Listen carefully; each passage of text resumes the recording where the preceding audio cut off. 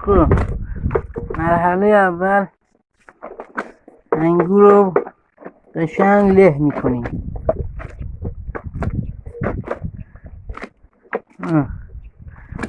قشنگ لغت میکنیم، له میکنیم که آبش گرفته بشه.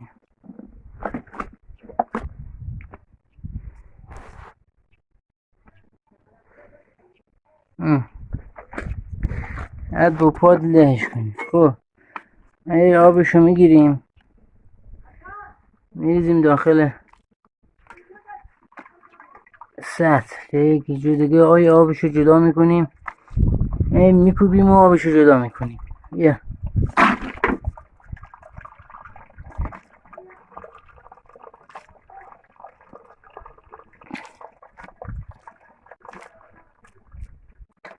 مرحله دوم